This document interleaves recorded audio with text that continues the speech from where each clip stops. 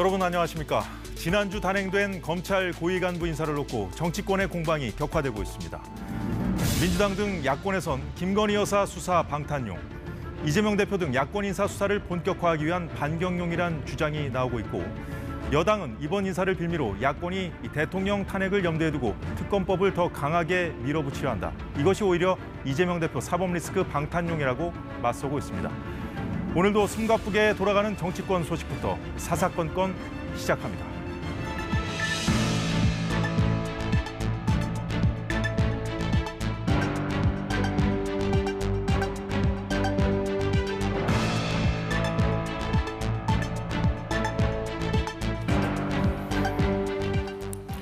네, 오늘 스튜디오에는 윤주진, 강성필 정치 컨설턴트 나오셨습니다. 안녕하십니까? 안녕하세요. 네, 이번 검찰 인사로 앞으로 김건희 여사 수사가 어떻게 진행될 것인지 이목이 쏠리고 있습니다. 박성재 법무부 장관은 수사는 수사대로 진행될 거라고 말했고요. 수사를 지휘하게 될 이창수 신임 서울중앙지검장도 관련 입장을 밝혔습니다. 이번 인사로 명품 가방 수수 의혹 같은 김건희 여사 사건 차질 빚어지는 게 아니냐 이런 우려 있는데, 인사와 관계없이 저희가 해야 할 일은 그 법과 원칙에 따라서 제대로 잘 진행될 것이라고 생각합니다. 수사에 필요한 충분한 조치들은 취할 생각입니다. 정치권에서 쓰는 용어에 대해서는 제가 동의할 수는 없습니다. 예, 윤주진 대표. 예.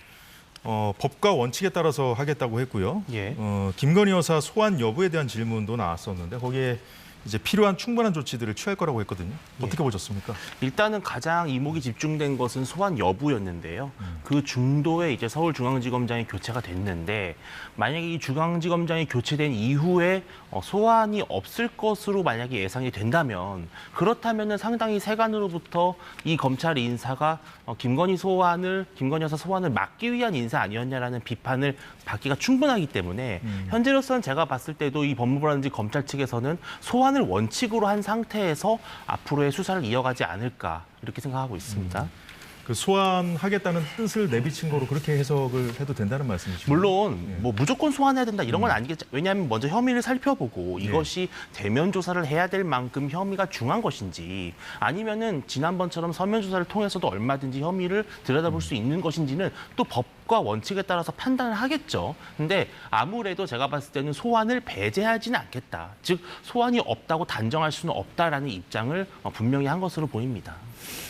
예, 강성필 대표는 어떻게 보셨습니까? 이게 지금 명품백 그 수수 의혹 관련된 부분인 거잖아요. 김건희 여사 관련 수사는. 그런데 이 처벌 조항 같은 걸 보면 이게 준 것으로 돼 있는 쪽은 이제 처벌 조항이 명확하게 있고, 놓고 갔다고는 하지만 일단은 그 받은 것 쪽으로 돼 있는 것은 이제 처벌 조항이 이제 없는 그런 상황이기 때문에 법리적으로는 누가 수사를 하더라도 차이가 없을 거다라는 게 이제 검찰의 입장이거든요. 맞습니다. 이게 야당 일부에서도 이 명품백과 관련해 가지고는 두 가지, 그러니까 직무 관련성 그리고 대통령께서 인지했느냐. 근데 직무 관련성도 어쨌든 청탁이라든가 부탁이 없으면 그게 입증이 어려운 거고, 그다음에 또 인지했느냐는 입증하기가 더 어려운 문제잖아요. 그렇기 때문에 야당이 생각을 했을 때는 김건희 여사와 관련된 이 명품백 사건이 그야말로 대통령의 혹은 김건희 여사의 자존심만 조금 상할 뿐이지 어떤 정치적으로나 형사적으로는 데미지가 전혀 없는 사건이다. 그렇기 때문에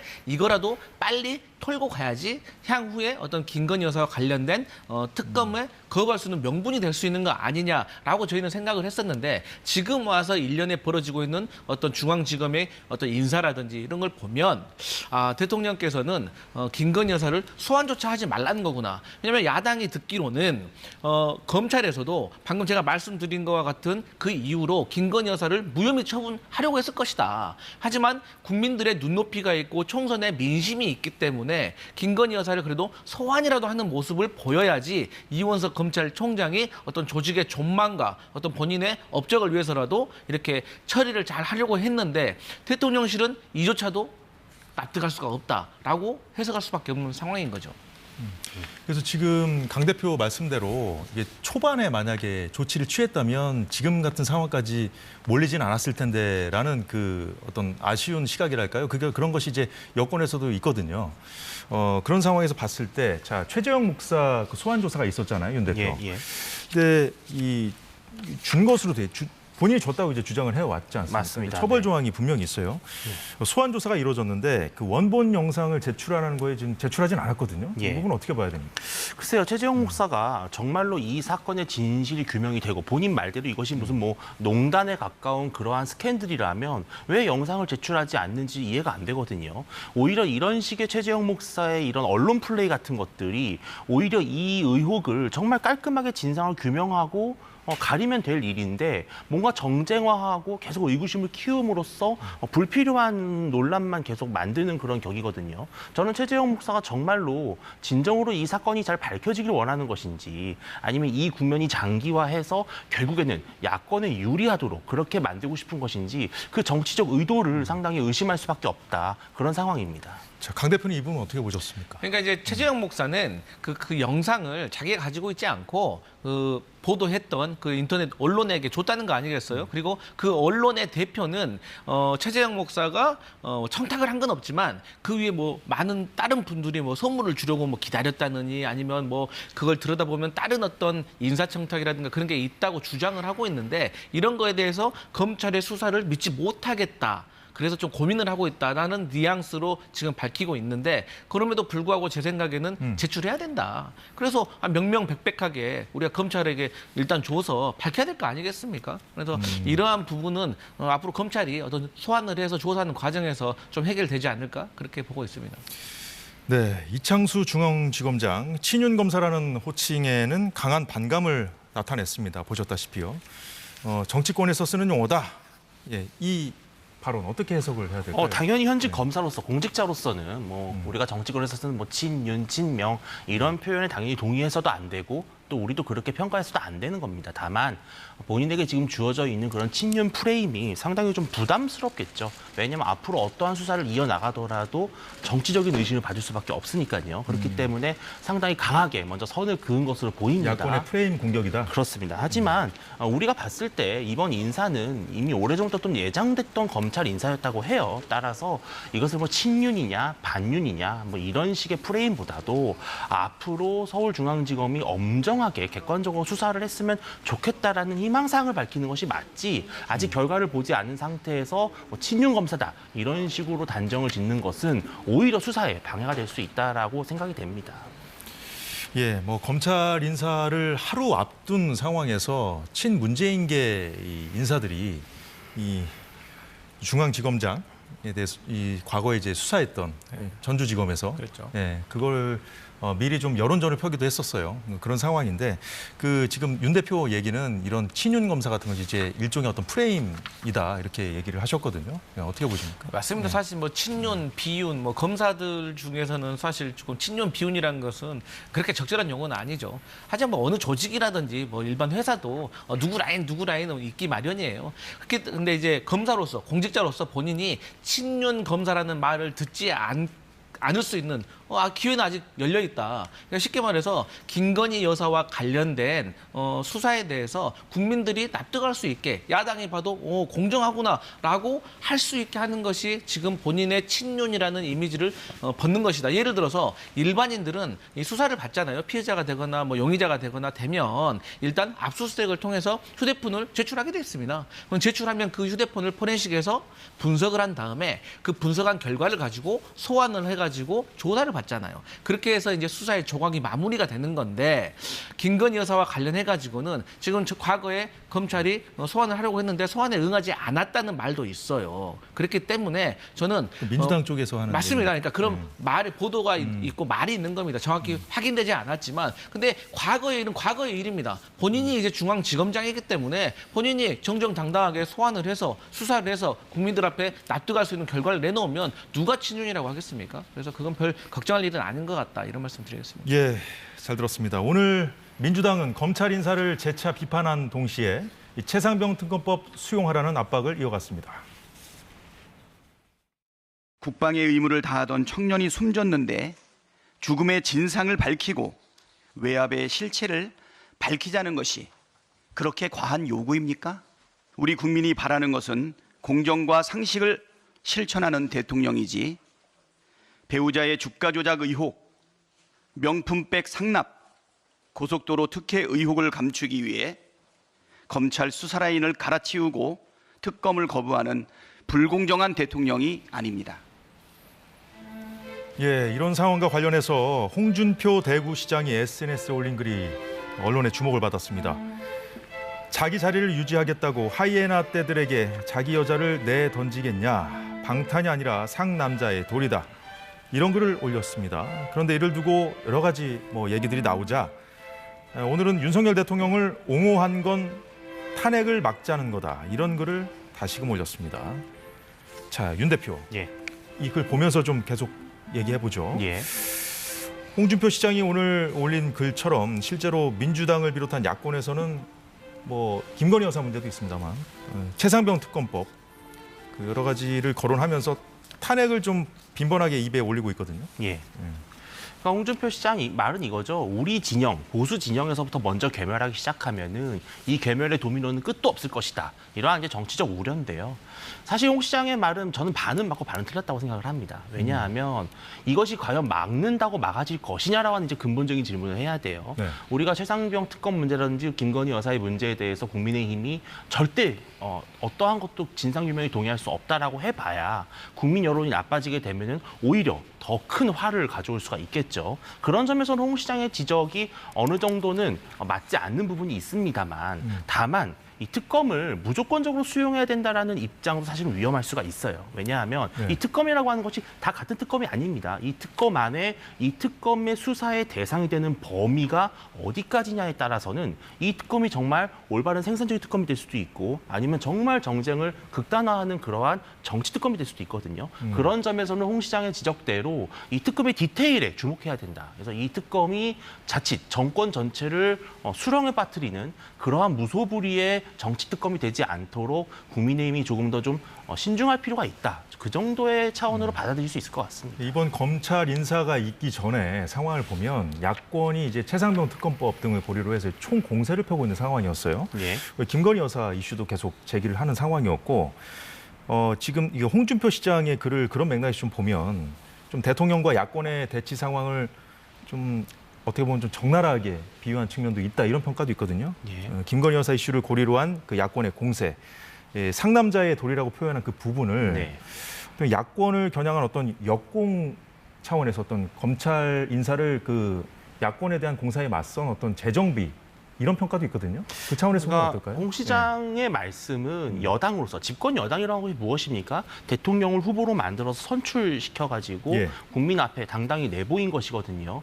그런 집권 여당이 어떻게 보면 내부적으로 뭔가 좀 신중하게 검토하기도 전에 먼저 선제적으로 야당이 내미는 그런 프레임에 끌려가는 것처럼 보여서는 그렇다면 제대로 정권을 보호할 수 없다라고 하는 우려가 있는 것 같아요. 다만 홍준표 시장의 어떤 상남자 이런 표현들은 오히려 지금 국민 정서에서는 조금 맞지 않는 부분이 있어서 오히려 홍 시장이 대통령을 좀 보호하려다가 또 뜻하지 않는 논란까지 촉발시킨 것이 아닌가 하는 그러한 우려도 있습니다. 그래서 윤 대통령을 두둔하려고 했던 건 아니다 이런 글을 또 올렸을까요 오늘? 본인이 결국은 좀 변명을 하게 되는 그러한 수순이 된 거죠. 강 대표는 어떻게 보셨어요? 그러니까 저는 홍준표 시장님이 윤석열 대통령을 정말 보호하려는 건지 공격하려는 건지 저는 잘 모르겠어요. 그러니까 사실 이 과거에 이제 노무현 전 대통령의 이제 권양숙 여사 관련해서 그 얘기까지 꺼냈잖아요. 사실 이게 차라리 그 얘기를 꺼내지 말고 하시던지 이게 비교의 대상도 아니에요. 그러니까 권양숙 여사의 부친께서는 이제 과거 좌익 활동을 하셨는데 그것은 대통령의 배우자로서 어떤 불법적인 행위를 한 건 아니잖아요. 하지만 지금 국민적인 의심이 있는 김건희 여사와 관련돼서는 물론 두 가지로 나누어서 대통령과 결혼하기 전과 결혼한 후에 의혹이 있는 거예요. 그렇기 때문에 비교의 대상은 아닌데 갑자기 상남자를 찾으면서 그러면 상남자가 돼서 배우자는 보호하고 국민은 버리란 말입니까? 그건 아니거든요. 오히려 국민도 구하고 배우자도 구하려면 김건희 여사를 수사를 당당하게 해서 무죄를 입증하는 것이 사실 배우자도 구하고 국민께 마음을 얻는 거거든요. 그래서 홍준표 시장께서 이걸 모를 리가 없는데 왜 이렇게 표현했는지 저는 정말 의심스럽고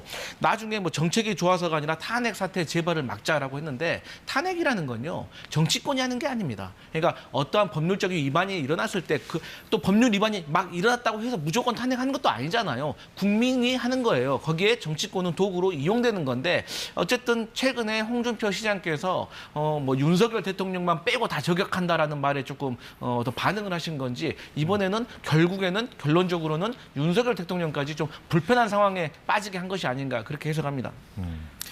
네, 앞서 짚어드렸던 것처럼 민주당은 이번 검찰 고위급 인사를 야권을 겨냥한 수사를 본격화하려는 의도로도 해석하고 있습니다. 자, 검찰이 속도를 낼 걸로 언론이 보고 있는 것들을 정리해보면요.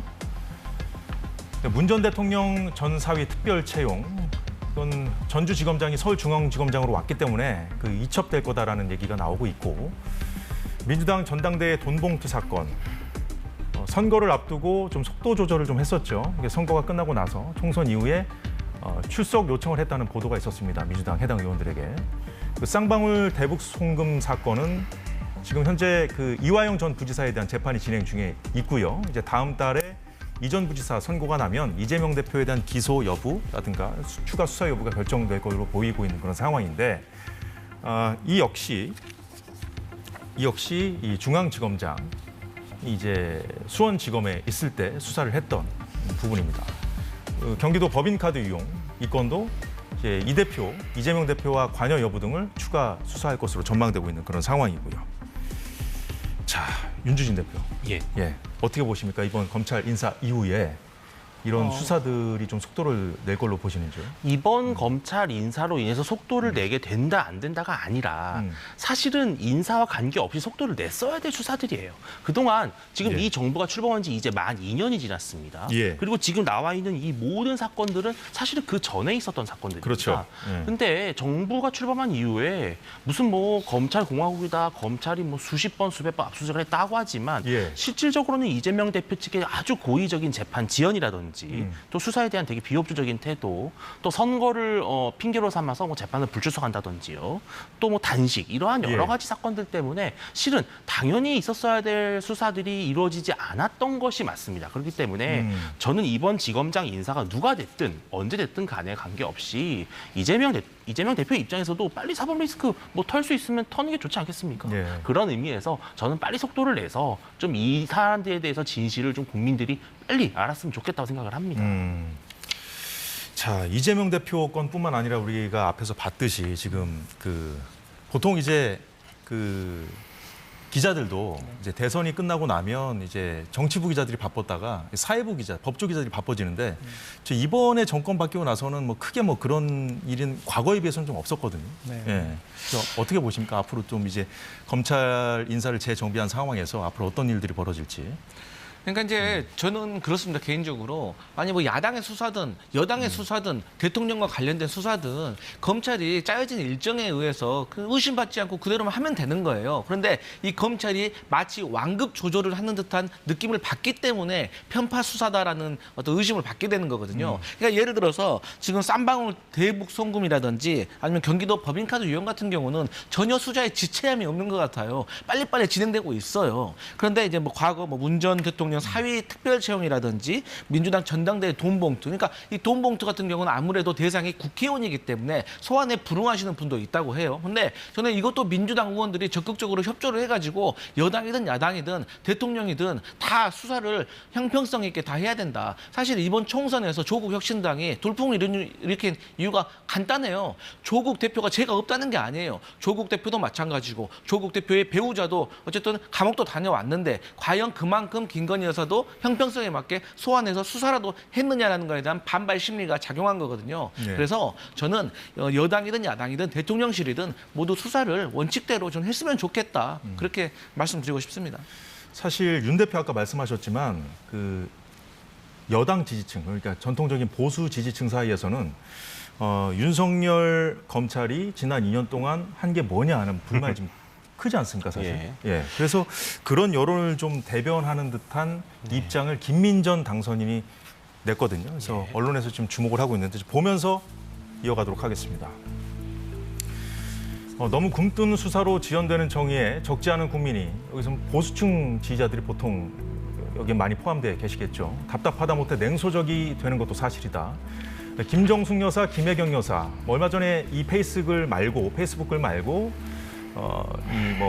지금 김건희 여사 특검 하자고 야당이 얘기를 하니까 이 삼김 여사 특검법을 하자 이렇게 역제안하는 그런 입장도 냈었죠. 그 전직 대통령 부인 그리고 이재명 대표 부인 관련된 의혹뿐만 아니라 이 청와대 8개 조직이 송철호 시장 후보를 당선시키기 위해서 개입한 사건, 울산시장 선거 개입 사건이죠. 선거 개입 의혹. 미완의 수사지만 수사되고 있기나 한지 알 수가 없다. 이런 부분들. 그리고 또 있죠. 예, 방치돼 죽음에 이른 공무원 이 씨, 서해 공무원 살해 사건 관련해서도 수사가 진척이 없다는 그런 지적을 했고요. 문재인 정부 시절에 그 어떤 권력형 비리 이런 얘기, 그리고 한강 하구 해도 같은 국가 비밀이 왜 북한에 상납되었는지 다 열거하기도 힘든 각종 의혹 사건에 대한 수사가 어떻게 되고 있는지 알 길이 없다. 정권이 교체되면 이러한 사건들이 실체적 진실이 속 시원하게 밝혀지고 정의가 실현될 것으로 기대한 국민은 지쳐가고 있다. 이게 윤 대표, 예. 국민의힘 당원 게시판에도 좀 이런 비슷한 불만의 글들이 좀 최근에 많이 올라왔었잖아요. 실제로 정말로 국민의힘 지지층 입장에서는 이제 막 뒤를 돌아본 거예요. 2년이 지났지 총선을 딱 치르고 나서 봤는데 정말 문재인 정부가 출범하고 나서 그때 이루어졌던 이른바 적폐청산 이 4글자의 미명 아래 이루어졌던 그 수많은 수사와 재판들이 정말 얼마나 가혹했습니까? 전직 2 대통령을 구속시켰고요. 또 전직 장관, 국정원장 등등 줄줄이 감옥행을 갔습니다. 그런 반면에 사실은 윤석열 정부 출범하고 나서 문재인 정부 출신 인사들 중에 글쎄요, 이렇다 처벌을 받은 사례가 거의 없는 것 같아요. 그마저도 울산시장 선거 개입 사건 얼마나 질질 끌어서 결국 참다 못해 나온 것 아니겠습니까? 그런 상황인데 아까 말씀하신 그런 서해 공무원 피살 이러한 문제들은요 아직까지도 정말 석연치 않은 부분들이 정말 많거든요. 그리고 그 당사자 또 우리 지난번에 보면 통계 조작 사건도 있었습니다. 부동산 가격을 너무 높지 않게 하려고 통계청에 압박을 넣었다는 그러한 혐의도 있죠. 이러한 모든 사건들의 사실 몸통이 누구겠습니까? 문재인 대통령이거든요. 그러나 제가 봤을 땐 윤석열 대통령이 그 부분에 있어서는 어느 정도는 금도를 전 지켰다고 생각을 해요. 오히려. 그런데 그러한 것들이 이제 와서 보니까 보수 지지층 입장에서는 왜 우리만 당하고 이렇게 관대하냐, 관용을 베푸냐 이러한 불만들이 좀 나오지 않나 생각이 듭니다. 이렇게 힘없이 있다가 야권의 역공을 받아서 지금 이렇게 수세에 몰렸고 선거에서도 졌다. 이런 흐름들이 있다는 겁니다. 이런 여론이 있다는 거죠. 저는 근데 이것이 꼭 보복의 의미라기보다도 어쨌든 정의를 실현해야 될 책무가 있고 대통령에게는 또 공정의 아이콘으로 당선이 된 대통령이라면 어떤 정권의 유불리, 어떤 정치적 색깔을 떠나서 수사할 건 수사하자. 또 이러한 목소리가 있는 것 같습니다. 강 대표는 어떻게 보셨습니까? 그러니까 이제 전 정권에 대해서 잘못이 있는데 무조건 덮고 넘어갈 수는 없습니다. 하지만 이게 어려운 문제인 거죠. 왜냐하면 전 정권에 대해서 수사를 해서 또 전직 대통령이 감옥에 가게 되고 그러면 국가 전체적으로도 사실 불운한 일이거든요. 그리고 이 복수가 또 복수를 낳는다는 이 오해를 받을 수가 있어요. 그렇기 때문에 정말 신중해야 된다는 데 저는 그런 말씀을 좀 강조하고 싶고요. 일단 이제 그 문재인 정부에 있어서 출신 장차관 인사들이 한 20여 명이 계속해서 이 정부 2년 내내 지금 수사를 받고 있다는 점. 그러니까 그중에는 사실 제가 있는지 없는지는 아직 결정은 나지 않았지만 어쨌든 간에 2년이 지났음에도 불구하고 어쨌든 특별하게 큰 소리가 나지 않는다는 것은 그만큼 범죄를 입증하기가 쉬운 일은 아니라고 말을 할 수도 있는 거거든요. 그리고 이제 김민정 교수가 최근에 당선자죠. 이분이 김건희 여사, 김혜경 여사, 김정숙 여사 이 3긴 특검하자고 하셨어. 이런 말도 하셨거든요. 저는 그 말을 들으면서 저분이 학자이기 때문에 현실 정치를 잘 모르시는구나. 3긴 특검을 하게 되면은요. 만약에 우리가 기소를 하게 되면 공소 금액이라는 게 있잖아요. 김혜경 여사가 사실 밥값 안 낸 거 한 10만 원 정도 되고 버카 좋습니다. 얼마나 썼는지 모르겠지만 몇 천만 원이라고 해봐요. 그리고 김정숙 여사가 타지마을 가시고 수영 강습을 받았다 이런 의혹이 있는 거 아니에요? 근데 옷 관련해서도 옷 관련해서 그렇지만 분명 옷 같은 경우도 이 관련된 예산이 있는 걸로 제가 알고 있어요. 그래서 이러한 것들을 공소금액 다 합쳐봤자 얼마가 되겠어요. 그런데 과연 김건희 여사 같은 경우는 명품백 300만 원 이것도 작은 액수입니다. 어떻게 보면. 하지만 양평 고속도로 의혹이라든지 아니면 주가 조작 의혹 같은 경우는 만약에 유죄로 입증이 되면 상상을 초월할 수가 없어요. 그래서 이런 것들을 과연 좀 계산을 해보시고 특검이라는 어마어마한 얘기를 꺼내시는지 참 의문이고요. 결론적으로는 어쨌든 이 정치권이 내세우고 있는 어떤 의혹이나 이런 것들이 좀 풀리는 것도 매우 중요하지만 사실 언제부터인가 정치권에 있는 일이 모두 다 사법으로 넘어갔던 것 같아요. 저는 이것도 참 문제라고 생각하고 네. 그럼에도 불구하고 저는 뭐 민주당에도 뭐 전당대회 돈봉투 사건이라든지 이런 거는 민주당도 협조해가지고 빨리 진실을 밝혔으면 좋겠다 이런 말씀 드리겠습니다. 네, 두 분 말씀 잘 들었습니다. 자, 이런 가운데 일주일 동안 이번 휴가를 갔었던 이재명 민주당 대표 오늘 국회의장 선출을 위한 당선자 총회로 당무에 복귀했습니다. 행정 권력은 지금 현재 이제 집권 여당이 가지고 있지만 그 행정 권력을 과도하게 남용하고 또 국민의 뜻에 어긋나게 행사하고 있기 때문에 이를 억제하고 또 바른 방향으로 이끌어가는 것은 바로 국회가 해야 될 정말 지금 중요한 당면 책무가 됐습니다. 예, 윤주진 대표. 예. 이재명 대표가 이제 병원에서 이제 정치권 상황을 뭐 보고받고 뭐 뉴스도 보고 하지 않았겠습니까? 예. 예, 검찰 인사 관련해서도 지금 쭉 봤을 텐데 예. 오늘 이 발언 어떻게 봐야 될까요? 행정 권력을 남용하면 견제된다. 이제 국회는 사실은 행정부를 견제하고 감시하는 역할인데 이재명 대표는 거기서 더 나아가서 행정부의 방향 자체를 국회가 틀 수 있다. 약간 이런 의도 같아요. 제가 봤을 때 상당히 위험한 발상인데 지난번에도 사실 한번 시도했었죠. 검사 탄핵이라든지 또 판사 탄핵 네. 이러한 일들을 좀 했었습니다. 국회가 가지고 있는 이 탄핵 소추권을 조금 다소 남용해서 어떻게 보면 이 정부의 행정적인 기능이라든지 정상적인 수사까지도 마비시킬 수 있겠다. 그러한 것을 암시한 것 같아서 앞으로 이 입법부에 상당한 폭주가 예상이 된다 이렇게 보고 있습니다. 예. 강 대표, 오늘은 이 대통령 거부권 또 이거 하면 안 된다 민주당에서 얘기를 하니까 또 여당에서는 그런 발언 자체, 발상 자체가 위헌이다. 또 그거 가지고 또 싸웠거든요. 예. 근데 뭐 대통령의 거부권을 계속 남용하는 것은 대통령으로서 옳지 않다라는 것은 저희 민주당이 뭐 오래 전부터 했던 얘기인데 새삼스럽게 뭐 위헌 얘기까지 꺼낼 건 없고요. 저희 민주당도 그런 거 아니겠어요? 거부권 행사라는 건 정치 그리고 정책 두 가지잖아요. 그래서 정책은 어떤 진보와 보수 간의 차이가 있기 때문에 그럴 수 있다고 저는 개인적으로 이해합니다. 하지만 이제 정치와 관련된 거 그러니까 뭐 권력형 비리라든지 아니면 본인 가족과 관련된 어떤 특권과 관련해서는 조금 거부권 행사를 자제하시는 것이 좋다. 저는 그런 뜻으로 해석합니다. 예. 오늘 민주당에서 큰 이슈가 나왔죠.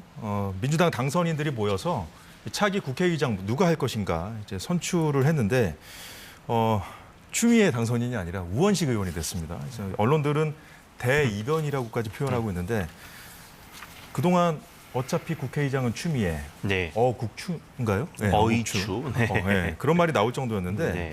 왜 이런 결과가 나왔을까요? 당대표도 친명, 물론 친명이죠. 그리고 뭐 연임, 또 원내대표까지 친명, 이 친명 예. 일색, 친명 독재에 대해서 제가 봤을 때는 민주당 의원들 내부 마음속에서 상당히 그 불안감이 커진 것 같아요. 저는 그래서 이번 사건은 명심위에 양심이 있었다 저는 이런 표현을 드리고 싶어요. 왜냐하면 예. 아무리 명심도 좋지만 이렇게 가다가는 정말 민주당이 친명 일색으로 퇴보해버리는 것은 아닐까? 이러다가 정말 국회의장까지 너무 폭주를 해서 제2의 추윤 갈등이 재현되고 결국은 윤석열 대통령에게 거부권을 행사할 명분만 주지 않을까? 그러한 고민들과 걱정들이 다 있었던 거죠. 그래서 결국에는 무기명 투표에서는 명심도 좋지만 그래도 국회의장은 국회의장다워야 된다라고 하는 생각이 많이 투표에 반영이 된 것 같습니다. 어떻게 보셨습니까? 오늘 좀 놀라셨죠? 보니까 언론들 반응이 우원식 의원이 승리했다는 발표가 나오니까 이제 개표 현장이 좀 얼어붙었다 그런 얘기도 나오고 그러니까 강성 당원들 또 수박 얘기하면서 또 이 우원식 의원 뽑은 사람들 빨리 공개해라 명단 공개해라 뭐 이렇게 반발했다고 하던데. 제 과거에 다른 프로그램에서 우원식 의원이 만약에 패배하더라도 쉽게 패배하진 않을 것이다라고 말을 했었어요. 그러니까 그때 그 스튜디오 분위기가 싸해지는 걸 느꼈어요. 그러니까 그만큼 추미애 후보가 당선될 거라는 게 거의 대세였죠. 예. 그런데요, 이 결론은 변수가 두 가지가 있었습니다. 첫 번째 변수는 조정식 후보와 정성호 후보가 이제 중간에 경선을 포기한 겁니다. 그러니까 조정식 후보 같은 경우는 관례를 주장하면서 포기했죠. 그렇게 된다면 관례대로 추미애 당선인이 나이, 다선 이거 아니겠습니까? 그러면 하반기에는 다시 관례대로 조정식 후보에게 기회가 오지 않을까라고 저는 예상을 해봅니다.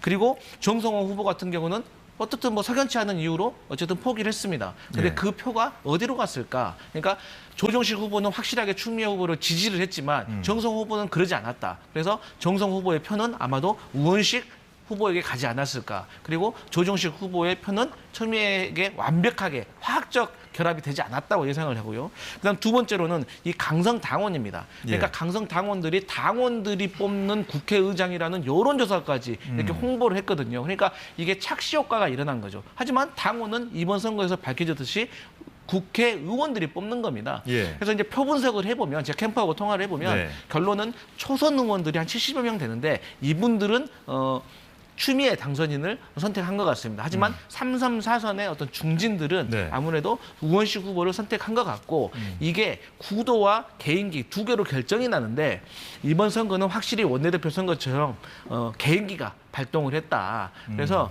이 원내대표를 해본 유일한 후보. 그렇기 때문에 이것도 그때 원내대표를 할 때 추미애 의원이 또 당대표였어요. 그래서 그때 어떤 기억들이 되살아나면서 예. 아무래도 우원식 후보에게 표가 결국에는 간 것이 아닌가 그렇게 해석하고 있습니다. 당선인들도 대부분 친명이잖아요. 네. 지금은. 네. 예. 자, 그런 상황에서 봤을 때 그 친명으로 교통 정리하는 것까지는 너무 좀 부담스러워서 역풍 입은 거라고 이제 대다수 언론으로 이렇게 평가를 하던데 네. 그렇게 봐야 할지 아니면 추미애 당선인 개인에 대한 어떤 반감 이런 것이 작용한 거죠. 또 전자라고 보실까 후자라고 보실까? 저는요 이게 뭐 모든 이유가 다 여러 가지가 있는데 예. 쉽게 좀 설명을 하면 원내대표 선거가 사실 추대였지 않습니까? 그리고 나중에 만약에 이재명 대표가 연임을 하겠다라고 하면 추대될 거 아니겠어요? 그러면 만약에 그 국회의장까지 추미애 의원으로 당선이 된다면 뭐 명심이 작동을 했건 안 했건 간에 이것도 거의 추대라고 여당에서 공격할 겁니다. 네. 그러면 추대 그야말로 트리플 추대 아닙니까? 그러면 민주주의에서 민주당이라고 하는 정당에서 민주가 사라졌다고 저희가 국민적으로 평가를 받을 거예요. 거기에 대한 의원들의 우려가 있었다고 저는 판단을 한 겁니다. 그러니까 명심이 추미애 쪽으로 교통 정리됐다. 네. 그렇게 지금 알려졌었는데 이런 결과가 나왔다면 네. 이거는 그렇다면은 이재명 대표의 리더십에도 뭐 타격을 미치는 그런 사안으로 보는 건 좀 과한 해석입니까? 아니요, 근데 이재명 대표가 예를 들어서 뭐 추미애 후보를 지지했다고 하면 당연히 리더십에 큰 타격을 받겠지만 사실 친명과 비명 구도면 당연히 이재명 대표가 친명 운동을 하겠지만 둘 다 친명인데 굳이 그리고 또 선거 운동을 하는 순간 다 알게 되잖아요. 비밀이 없이. 그러면 우원식 후보하고는 척지게 되는 거예요. 그런데 그런 위험을 이재명 대표가 왜 과연 무릅쓰고 할 이유가 있었을까라고 생각을 해보면 결국은 어떤 보이지 않는 손에 대한 교통정리는 사실 자가 발전이었다. 저는 그렇게 생각하고 보시는군요. 있습니다. 그 이재명 대표가 일주일 동안 병원에서 쉬는 그 동안에도 그 당대표 연임론도 좀 커지는 상황이었잖아요. 예. 그 상황에서 좀 오늘 국회의장 선거가 이렇게 나왔거든요. 예. 결과가. 예. 어떤 영향을 뭐 줄까요? 쉬는 게 아니었을 겁니다. 쉬고 있다고는 했지만 다 막후해서 소통을 했겠죠. 친명 명심으로 추대가 된 박찬대 원내대표가 2명의 국회의장 후보를 주저앉혔거든요. 그러한 모습을 보면서 민주당 당선인들은 어떤 생각을 했을까? 이게 국회의원으로서의 헌법적 독립기관으로서의 지위가 이런 식으로 무시받을 수 있는 것인가? 라고 하는 근본적인 두려움이 있었을 것이고요. 또 이것은 제가 봤을 때는 이 친명 일색으로 당을 채우려고 했던 이재명 대표에 대해서 저는 오히려 당선인들이 조용한 심판을 했다고 생각을 합니다. 즉 이번에 우원식 후보가 된 것을 통해서 이재명 대표의 명심으로만 당을 운영하는 것은 절적지 않다라고 하는 판단을 한 것이고요. 저는 네. 이것이 이재명 대표로서는 상당히 무겁게 받아들여야 될 경고성 반란의 거의 수준에 해당한다고 생각을 그 하거든요. 반란으로 보시는군요. 예, 저는 그래서 앞으로 이재명 대표의 사법 리스크 방어 문제에 있어서도 충분히 다른 사건이 전개가 될 가능성도 배제할 수 없다고 생각을 합니다. 친명 독주에 대한 우려는 당 안팎에서도 꾸준히 나왔습니다.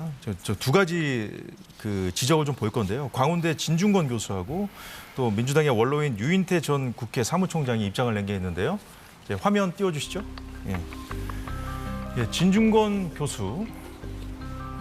이재명 유일 체제와 여의도 대통령이라는 칼럼에서 선거가 사라지고 추대 목소리만 크다. 의회, 정당 민주주의의 죽음을 불러온다고 비판했습니다. 유인태 전 사무총장도 한 사람을 거의 황제로 모시고 있는 당 같다. 당이 어디로 가는지 걱정스럽다고 말했습니다. 자, 앞서 윤 대표가 이번 국회의장 선거 결과 반란이라고 좀 완전히 다른 해석을 해주셨는데 사실 제가 이 방송 들어오기 전에도 이 표수가 사실 공개되지 않잖아요. 차이가 그렇게 크지 않았다고 그러던데. 근데 이게 맞습니까? 두 가지 버전이 있더라고요. 모 언론사에서도 보도를 했다 제가 내린 걸로 알고 있는데 한 보도는 한 9표 정도, 한 보도는 한 20표 정도더라고요. 그러니까 이게 큰 의미가 있는 거거든요. 20표면 그야말로 반란표가 있었던 겁니다. 하지만 9표 정도면 저는 그냥 박빙의 승부라고 보는데요. 저는 유인태 전 총장과 우상호 의원이 했던 말은 사실 제 개인적으로도 3선, 4선 중진들에겐 큰 울림이 있었다고 생각을 합니다.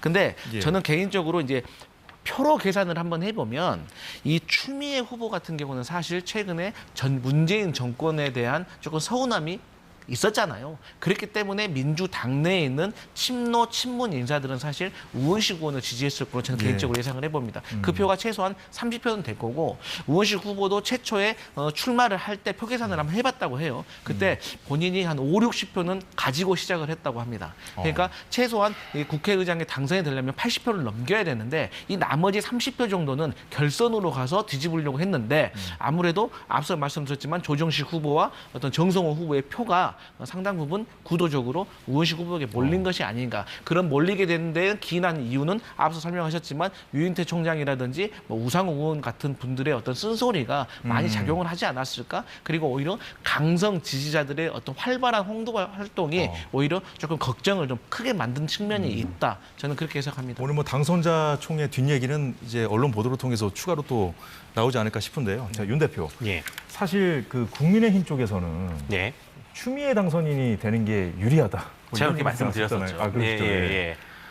추미애 당선인이 되면은 아무래도 이 국회가 너무 좀 격화되고 여야의 갈등, 또 정부와 야당의 갈등이 극단적으로 번지게 되면은 오히려 대통령이 어떤 거부권을 행사하는 데 있어서 명분이 있을 수 있겠죠. 근데 이제 우원식 국회의장이 앞으로 어떤 모습을 보일지 모르겠지만 의원이 꽤 노련하지 않습니까? 저는 근데 우원식 의장 후보자가 과연 이재명 대표 혹은 뭐 친명 세력 그리고 뭐 소위 말하는 개딸 이러한 세력들의 압박을 이겨내면서 중립과 균형을 지킬 수 있을지는 솔직히 저는 기대감이 없어요. 왜냐하면 그만큼 민주당은 너무나 지금 강경 친명으로 뭉쳐져 있기 때문에 다만 우원식 의장이 제가 우원식 의장이 만약에 된다면 제가 요구하고 싶은 것은 여야가 서로 협상하는 데 가져올 수 있도록 좀 시간이라도 줬으면 좋겠다. 저는 그 점은 제가 꼭 좀 제안을 드리고 싶습니다. 예, 지켜보도록 하죠. 자, 오늘 정치권 상황은 이 정도로 정리하겠습니다. 오늘 두 분 말씀 고맙습니다.